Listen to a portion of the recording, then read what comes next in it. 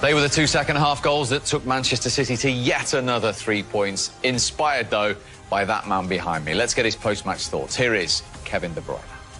Kevin, well played on the back of an international break and against top opposition. How good was that from Man City? I thought it was really good today. Especially the first half, we totally dominated. They had the one chance that was offside with Vardy, but basically it was one team playing. Second half, they did a little bit better, I think, Leicester, but I think if you look at the 90 minutes, it was 2-0. I think we deserved even more goals, and, you know, after an international break, I think that's really well done from the team. In a way, were you surprised by just how quickly you found your rhythm again? It was something the manager spoke a lot about in the week. It isn't easy to do that. Well, I don't know what's going to happen. Obviously, I came back Tuesday after the game, so I started training on Thursday, and half the team started training yesterday. So basically, there's nothing we can do. We can just rest up and be ready, very ready for the game. And I think the manager chose the people who were the longest here. Do you think that helped, picking the freshest team possible? Well, sometimes yes, sometimes no. But obviously, when you win the game, it's always the right pick, isn't it? And the team does really well. So, but yeah, the team did really well. So I'm really pleased. What was said at half-time? Because you'd been dominant, but you weren't ahead. To do the same. Obviously, we created chances, and we should have scored, but that happens, you know. We knew the way that they play against us is going to be really difficult. They play really defensive, so we have to be patient, and I think that's what we did. And very happy for Mendy then to break the deadlock. Yeah, motivated at all by the last game against Leicester, way back in September, I think it was. It doesn't really matter, you know. That was a bad game from us, and they deserve to win. But that's such a long time ago, and I think we picked it up during the season, and we did well, so I'm really happy. Doesn't go down as an assist, but I guess you'll be really pleased with your role in the second goal, the way to pass. Well, it doesn't matter. You know, in the end, I'm here to provide for the team, and if I can set my teammates up and they finish it, I'm happy. You know, it's one win more, and it's good to get in the rhythm because Tuesday is another game. And have you calmed down now? It just looked like a little moment at the end where we don't normally see you like that. No, it happens. I thought something was a little bit serious, but that's football. It's a contact sport. They say it's a yellow, so it's fine. Okay. Now, what is serious is his ability that he shows week in, week out, because this man has said to me, if there's one player you could play with in your career, it'd be this guy. I mean, what about the level of performance today? Yeah, there's no one in the world that I'd prefer to play with in this day and age than that lad. I mean, the way he touches the ball there, left foot, right foot, and then swings in a brilliant ball with his left foot. Then he shows a dipper, you know, how we can get that up and down. I want everyone to watch, though, the weight of every ball. It's everything. The key is in the weight of the pass. And what he does is he risks his own, you know, the ball actually getting to the destination himself. He doesn't just blast it at someone and says, right, I've done my job, now how good's your touch? He actually does everything for them. He puts it exactly, so nobody needs to take a touch. I mean, this is unbelievable. Two defenders are an inch away from it. There. And as you said, he doesn't even need to take a touch, Jesus. It's just rolling perfectly for him. I mean, imagine it, Righty. Imagine playing with him. I know. It's only because it's that there, even that, he's got to score, Mahrez. Should have scored 2 today, Mahrez, but it's the quickness of his thinking. As a forward who, like myself, who wants to attack that space, he is easily the best you'd want to play with because he, like he said, he doesn't care about anything. He just wants to create stuff for his teammates to score. That's music to my ears, because he doesn't get it wrong very often.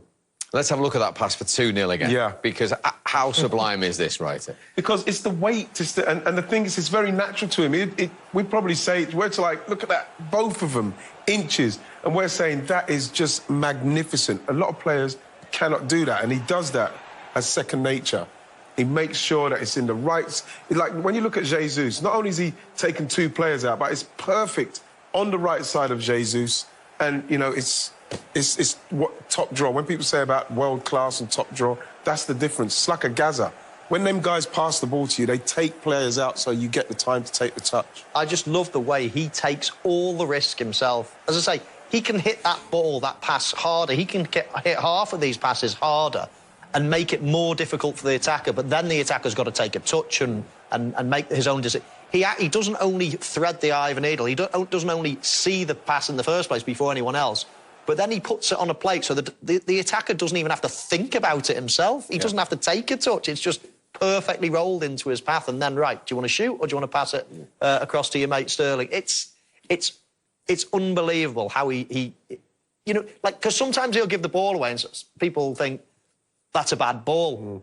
But it wasn't really. As I say, he's constantly taking all the risk on his own shoulders by making the passes even harder than they should be. That's how good he is. He's going for a 10 out of 10 as opposed to a 9 out of 10 that he can do all the time, just to make it easier for someone else because he is so capable. That's what we've come to expect. What we haven't come to expect is goals from Benjamin Mendy, and particularly from his right foot. But in terms of if a striker had scored this, you'd be praising him to the hilt. Yeah, because his composure at the vital time was absolutely brilliant. Because when it comes back in, it comes onto his left foot. I'm sure people think he's just going to hit it there. But that touch there, and to keep it close enough so as the other defender's not trying to come in and block him on his weaker foot, it's top draw. Now, you see, Tielemans there, he's seen him. I think that this is Tielemans' responsibility. See, Albrighton's got Jesus, he's got his eye on him, and he ends up getting on the inside of him, which is good. But Tielemans, again, he has another look there. He knows that he's there. So at some stage, you want to try and be engaging, getting a bit closer. Now what he's done, he's got drawn into the ball, and now Benjamin Mendy's got the time, and then this is quality there. He's kept it close enough to him where he can then get a nice strike on his weaker foot. And you look at him, really concentrated on the way he's slotted that way. Really, really good goal. Maybe that's why Pep was so surprised. He took it like a forward. It was a great shot. Took it like a forward. It was a brilliant shot. But being so one-footed, because Mendy is very left-sided, it probably helped him in that situation, because we all thought, wow, why didn't he shoot there? And he cuts it onto his weaker foot. And as I say, probably that surprise element that got him the goal, but it was a lovely finish. Indeed it was. So the latest manager to be beaten by that standard of football today is the Leicester boss, Brendan Rodgers. Well, Brendan, against the very best, what did you make of your team's performance? Yeah, I thought for large parts of the first half we defended well.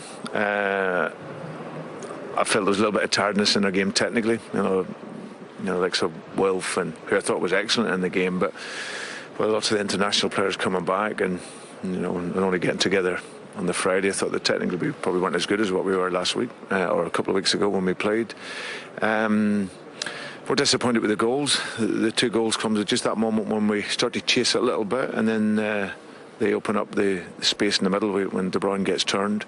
And from a throw-in that we spoke about, they want to throw it into the middle of the pitch, and they get out too easy on that one.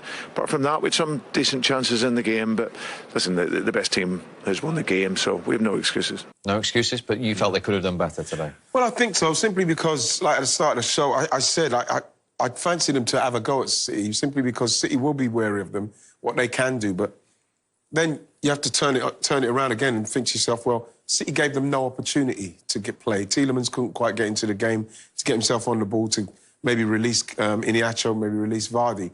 And Brendan Rodgers saying he thought they defended well in the first half. I thought that City just they weren't as clinical as they could have been. Because like Kevin De Bruyne said, there was only one team playing.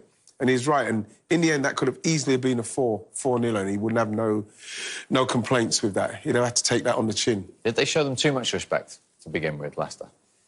Yeah, I think so. I think this was, you could argue before the game, this was the perfect time to play them after an international break with Manchester City going for the for the Champions League in midweek. They've rested a few of the big hitters. You mentioned before the game the stars that were on the bench. So this was an opportunity, I felt, against Manchester City with those different elements in play. But never, ever, at any stage did I think that City were out of control of the game. Always under control, always calm, collected, cool. OK, didn't score in the first half, but it was a matter of time, and they just showed their class in the end. So Manchester City 11 points away from the title. Next up,